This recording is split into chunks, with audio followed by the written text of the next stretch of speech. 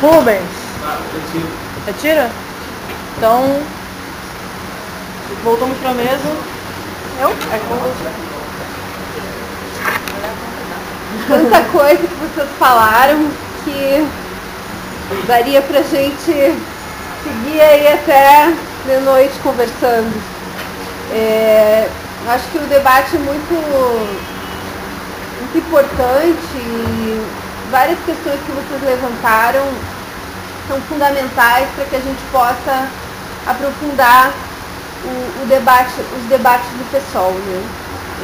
Eu queria tocar nesse assunto do financiamento de campanha, porque certamente esse tema vai ganhar relevância no partido, e o Raidan falou aqui da minha pré-candidatura, né? Meu nome está sendo colocado para o partido como uma possibilidade de candidatura a presidente, e essa discussão do financiamento é importante, né? E certamente vocês já ouviram e vão ouvir do PSTU, né? Particularmente do PSTU e talvez de pessoalistas mesmo, que a Luciana recebeu dinheiro da Gerdau na campanha para a prefeitura, e que a Luciana fez aliança com o PV na campanha para a prefeitura de Porto Alegre. Então eu faço questão de abordar esse tema porque eu acho que ele ajuda a clarificar as coisas daqui para frente. Primeiro, a gente precisa desmistificar a ideia de que dá para fazer campanha eleitoral sem dinheiro, tá? No Rio de Janeiro não foi sem dinheiro a campanha, né? É verdade que não teve dinheiro de empresas, mas o dono da Natura, doou 200 mil reais para a campanha do Freixo. Então, não é diretamente da empresa, mas é de um empresário. Eu acho que o estatuto do PSOL, ele é muito correto, quando ele proíbe o financiamento de bancos, empreiteiras e multinacionais. E por que nós, que fundamos o PSOL, colocamos esses três segmentos como proibitivos de doação do partido? Porque são justamente os três segmentos com os quais o PSOL precisa se enfrentar diretamente ao governar. É justamente esses três interesses fundamentais que nós precisamos contrariar para fazer um governo de esquerda de verdade. É o capital financeiro, são as grandes empresas multinacionais que vêm aqui ganhar dinheiro e mandar os seus lucros, dividendos para fora do país, e as grandes empreiteiras, que são as grandes sanguessugas, né, do Estado brasileiro. Isso significa que com o resto da burguesia nós vamos nos dar bem? Claro que não, né? Agora, esses são os três setores da burguesia que nós vamos nos enfrentar no primeiro momento do nosso governo de forma frontal, porque eles concentram os interesses mais retrógrados, né? E parasitários do Estado. Nesse aspecto, portanto, né, eu já disse isso numa plenária em São Paulo, acho que no Rio Grande do Sul, em Porto Alegre, quando nós aceitamos o dinheiro da Gerdau, nós erramos. Hoje, eu avalio que nós erramos. Por quê? Nós estávamos numa situação em que tínhamos uma candidatura competitiva, tá? Tínhamos a possibilidade de eleger vereadores e não tínhamos recurso nenhum. De repente, vem a Gerdau, nós não procuramos a Gerdau, vem a Gerdau e oferece para todos os candidatos a prefeito, todos os competitivos pelo menos, o PSTU não recebeu, todos os candidatos a prefeito, o mesmo valor de 100 mil reais. Então nós não procuramos a Gerdau, nós não sentamos com a Gerdau e dissemos, senhor Gerdau, nós temos alguns interesses em comum, portanto, quem sabe, vocês podem nos dar um apoio, né? Nós podemos de alguma maneira dialogar com vocês? Não houve. Houve um telefonema deles nos oferecendo para todos os candidatos o mesmo valor.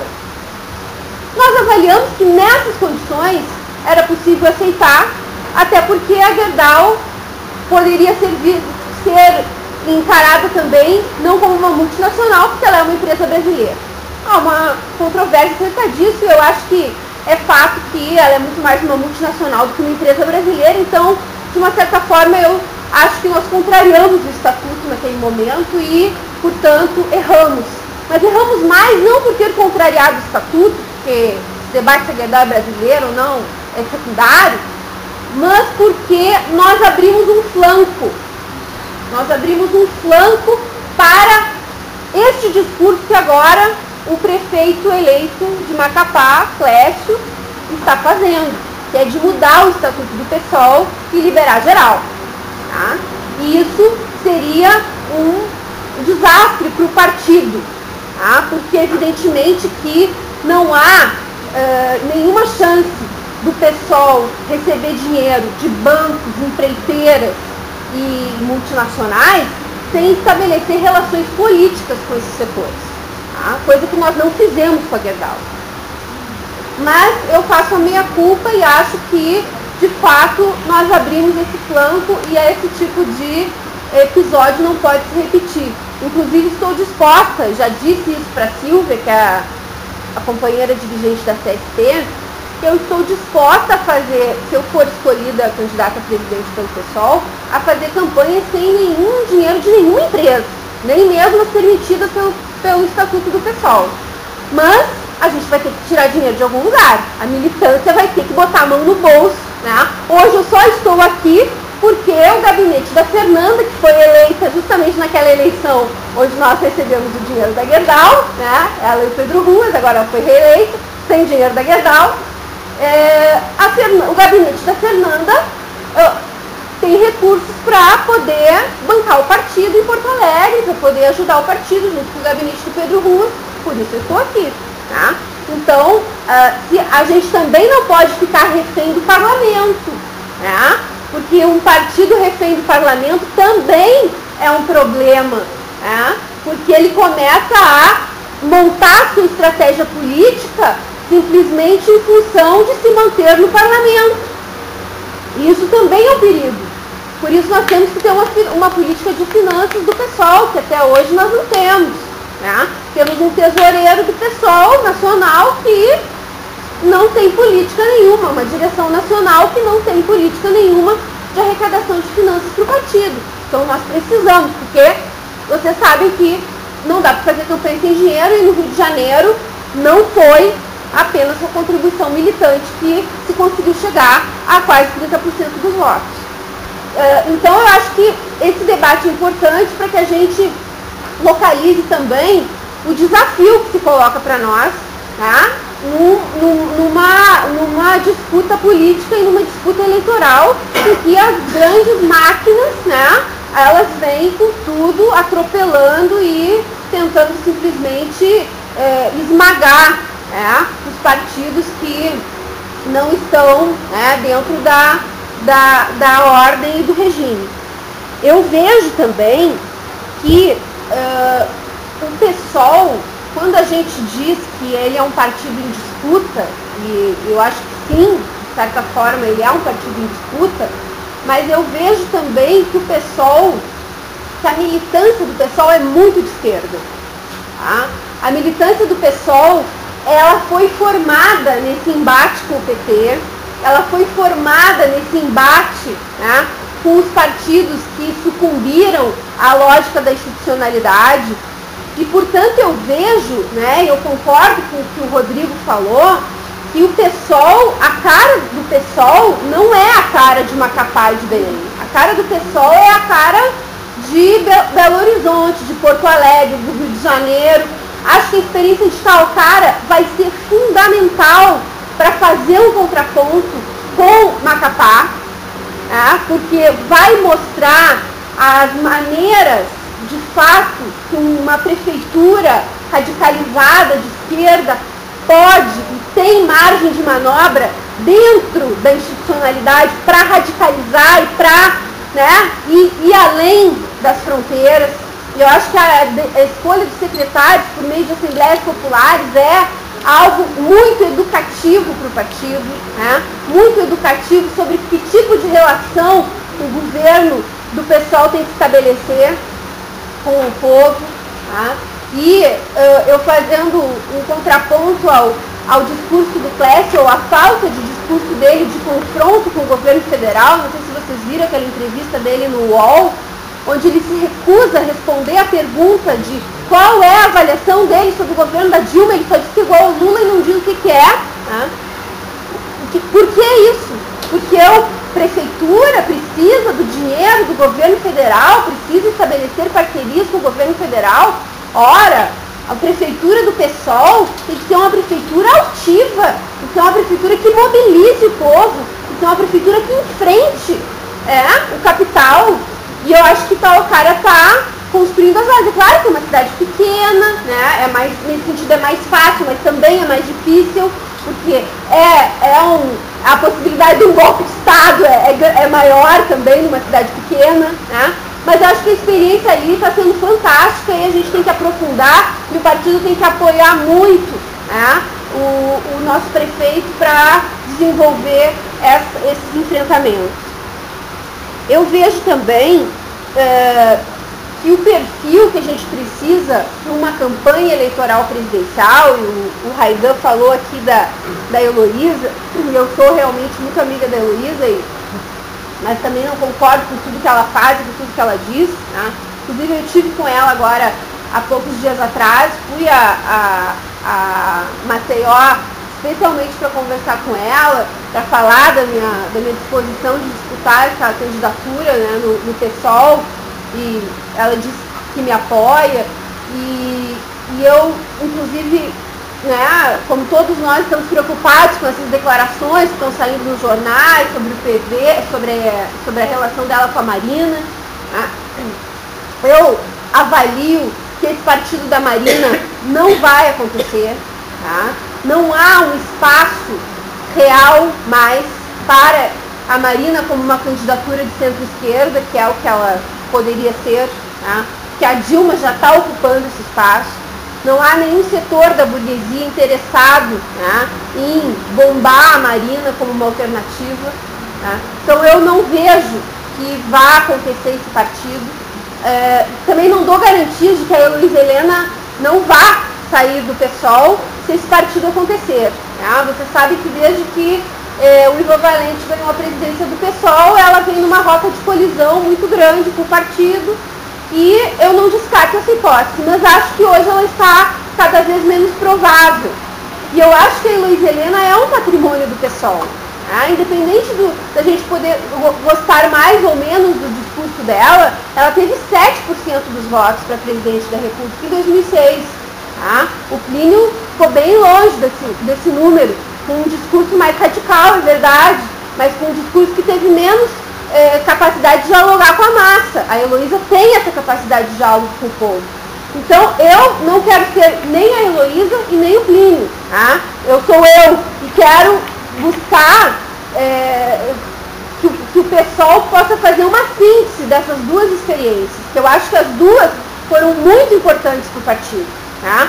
A experiência de uma candidatura com um diálogo direto com o povo, né, que falava ao coração das pessoas, que é verdade que a Heloísa faz política com o fígado, e assim ela consegue falar ao coração das pessoas. E a nossa segunda experiência com o Plínio, que foi uma candidatura que conseguiu falar com os setores mais radicalizados da sociedade, né, particularmente com a juventude, tá, mostrando uma antipolítica, né, um anticandidato. Então eu acho que a gente tem que buscar fazer uma síntese dessas experiências, tá? E construir para o PSOL uma candidatura que eu acho que a questão não é um nome, né? Eu acho, por exemplo, que o Babá poderia também ser um ótimo candidato a presidente do PSOL. Tá? Por que eu cito o Babá? Porque também o Babá foi um fundador do PSOL. E eu acho que nesse momento isso é uma coisa importante. Porque a gente precisa resgatar essas bases fundacionais do partido. Que a gente precisa retomar esse caminho que nós escolhemos no momento em que formamos o PSOL e que decidimos confrontar o PT. E eu acho que o nosso desenvolvimento enquanto partido, ele não é um desenvolvimento que se dá na soma do 1 mais 1. Tá? Eu vejo que há um acúmulo, né? O milagre aqui que o companheiro falou, né? Que vocês fizeram um milagre aqui, que não foi um milagre, foi justamente o resultado de um acúmulo, né? E eu acho que o pessoal vem acumulando muito. E à medida que a gente vem acumulando, a gente consegue dar saltos, tá? E a soma desses acúmulos é muito mais do que as partes dele. E nisso que eu acho que é importante também a relação do partido com o movimento, que o Rodrigo falou, né? Porque os movimentos sociais, eles expressam reivindicações parciais, tá? Movimento estudantil, movimento da moradia, movimento da saúde, são reivindicações parciais. E o papel do partido tem que ser fazer a síntese dessas reivindicações num programa, numa alternativa de poder. Tá? E quem quiser governar, precisa se apresentar como alternativa de poder, precisa ter partido. E partido hoje, alternativa de poder hoje, na situação atual da conjuntura política do Brasil, as eleições ainda têm um grande peso. A gente sabe que a gente não vai fazer socialismo via eleições, mas nesse momento as eleições têm ainda um grande peso, porque nós não estamos numa situação revolucionária, nem mesmo pré-revolucionária. Mas nós estamos numa situação em que convulsões, crises e momentos de instabilidade podem se tornar cada vez mais frequentes. Tá? E isso vai dar oportunidade para o partido crescer no movimento social, não se utilizando do movimento social, mas se apoiando no movimento social, para crescer, para apresentar um programa, para se apresentar como uma alternativa de poder. Então, essa horizontalidade que vocês têm aqui, né, de fazer plenárias e debates permanentes, é muito importante. Tá? E é preciso que a horizontalidade também se desdobre, tá, em responsabilidades de direção, tá? Porque é preciso ter dirigentes que encabecem essas lutas e que conduzam, né, o partido não no sentido burocrático do stalinismo, de impedir a discussão e de manipular as pessoas, mas no sentido de ser o exemplo.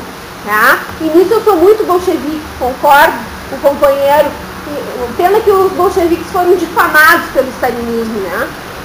Mas eu vejo que hoje a gente precisa combinar esses elementos, né, de ampla participação, né, dos filiados, porque eu tenho certeza absoluta que quanto maior participação nós tivermos dos filiados, dos que ainda não estão filiados, mas que devem se filiar, que estão em torno do partido e já simpatizam e apoiam e votam no partido, à medida que mais gente participar, mais minoritária será essa política de capitulação do PSOL para o PT. Tá? Mais forte será mais fortes serão as correntes dos grupos políticos que defendem o PSOL como um partido anti-regime, como um partido combativo, como um partido de lutas. Então, eu acho que o PSOL é nosso, né? Nós não podemos abrir mão desse instrumento político que nós construímos e filiar os ativistas, filiar as lideranças dos movimentos sociais, trazê-los para dentro do partido, é o único caminho que a gente tem para assegurar o PSOL como esse partido combativo, como esse instrumento de luta que nós construímos. Então, acho que a responsabilidade aí está na mão de todos, né, de cada um de nós, de aproveitar esse momento pós-eleições, onde nós estamos fortalecidos por esses resultados, filiar. Então, quero parabenizar vocês aqui por estarem, né, nessas alturas de dezembro, fazendo um debate como esse, para que a gente possa agregar essas pessoas, e com tanta gente nova, né, e jovens que estão no movimento, que estão na universidade, que são fundamentais para essa oxigenação do partido, né, e para que o partido realmente esteja colado, né, nas lutas sociais, e que esteja colado e seja uma expressão também dos setores mais radicalizados, né, da juventude, do povo trabalhador, para que a gente possa realmente se consolidar como uma alternativa de poder real para o Brasil, e eu tenho certeza que nós temos condições. Né? Não é uma luta fácil, não é de um dia para o outro, não é de uma eleição para outra, né? Mas se a gente conseguir estar inserido nas lutas sociais, nos movimentos, né? Se a gente combater o oportunismo por um lado, o sectarismo por outro, né? E conseguir se manter nessa tênue linha, né? Que não é fácil, não cair nem para um lado, né? Não ser nem um PSTU e nem um partido oportunista como o PT, né? Conseguir ser combativo e ao mesmo tempo dialogar com o povo, ser radical e ser também denuncista e ao mesmo tempo ter propostas, ter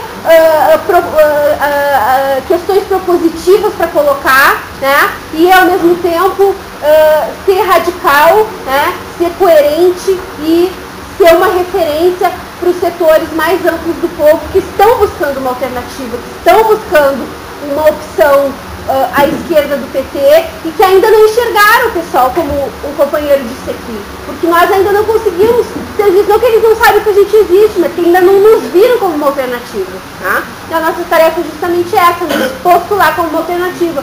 Por isso é importante a gente ter vereadores, ter deputados, e inclusive até prefeitos, desde que eles sejam prefeitos como o de Itauacari, porque nós não queremos chegar no poder pelo poder, tá? Porque aí nós transformamos vitórias em derrotas. Tá? E isso é o pior que pode acontecer, mas eu tenho muita confiança de que não vai acontecer e a gente vai conseguir reverter e transformar esses problemas que nós estamos enfrentando hoje em possibilidades de avanço, de desenvolvimento político do nosso partido. E muito obrigada por terem me convidado, por estarem aqui. Espero que a gente volte a se encontrar em outras oportunidades.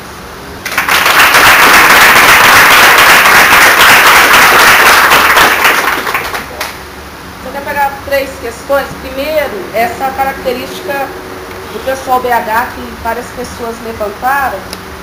Quando nós, lá na nossa salinha underground, a sede underground, a nossa sede underground, nós discutimos como nós íamos enfrentar o desafio de dialogar com os movimentos sociais de Belo Horizonte.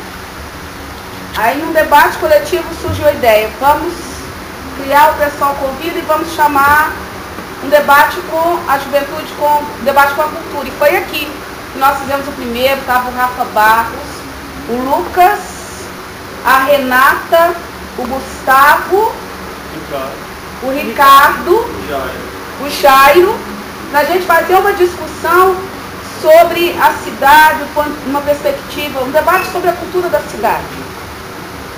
E a partir dali nós começamos a criar uma relação com as pessoas, com os movimentos, fomos entrando em alguns movimentos, participando, recebendo e-mails, depois nós fomos, aproveitamos a oportunidade, fomos convidados para a criação do movimento Fora Lacerda, a primeira reunião, vamos lá nesse movimento, ver o que o pessoal está pensando, e nós fomos entrando, participando dos movimentos, mas sempre fazendo esse tipo de atividade, que é o pessoal convida.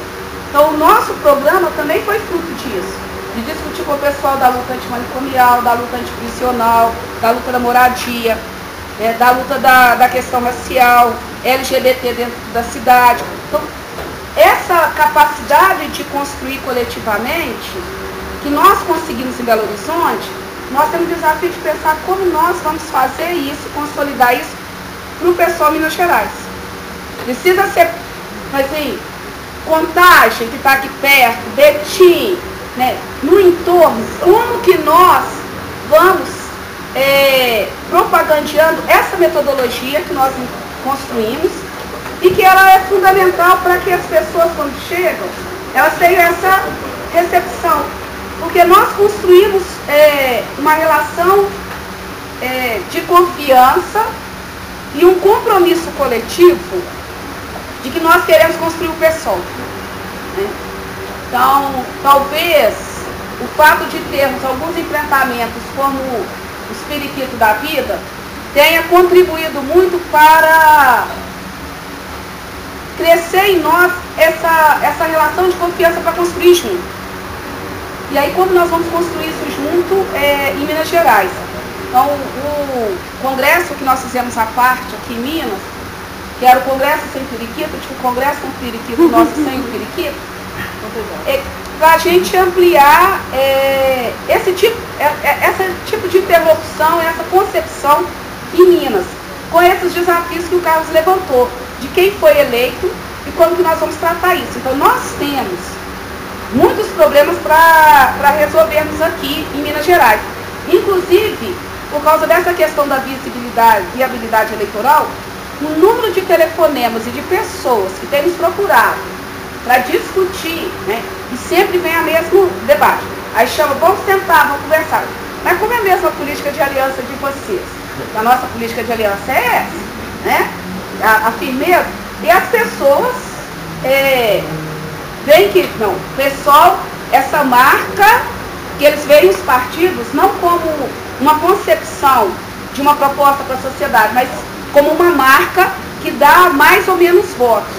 Então é como que nós temos que trabalhar isso, fazer esse enfrentamento, porque vamos sofrer muitas pressões.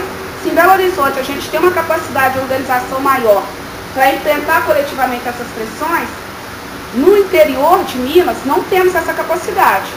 E aí nós temos que construir essas relações com a militância de Minas Gerais, para que o nosso partido tenha a resistência necessária de não cair numa nova tentativa de outros periquitos que queiram cooptar o nosso partido. E aí entra numa outra responsabilidade nossa. A partir do momento que nós conseguimos criar o diálogo com esses movimentos, é como vamos pensar ações, não é pensar ação, né? Como disse o Chico, dentro do partido para levar para lá. Mas nós temos a nossa militância.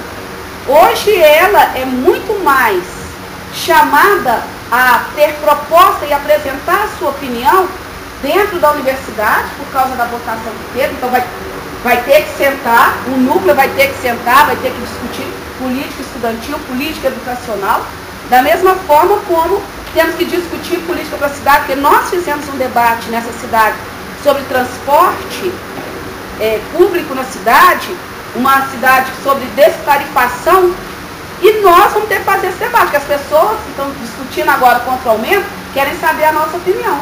As pessoas, nós fizemos um debate sobre a questão da moradia, demos visibilidade maior a esse debate, aproveitamos a campanha para dar visibilidade, e as pessoas querem saber a nossa opinião.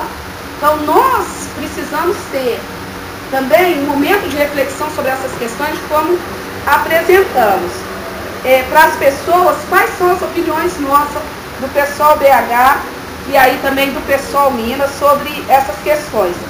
E por fim, pegar dois aspectos. Muitas pessoas, e aí tem a ver com a viabilidade eleitoral, já começam a discutir. Vocês vão disputar como 2014, todas essas questões, e aí elas envolvem a discussão do financiamento. E um dos debates que nós temos feito com algumas pessoas nós defendemos o financiamento público de campanha. Foi esse o tema na nossa campanha, fizemos essa discussão.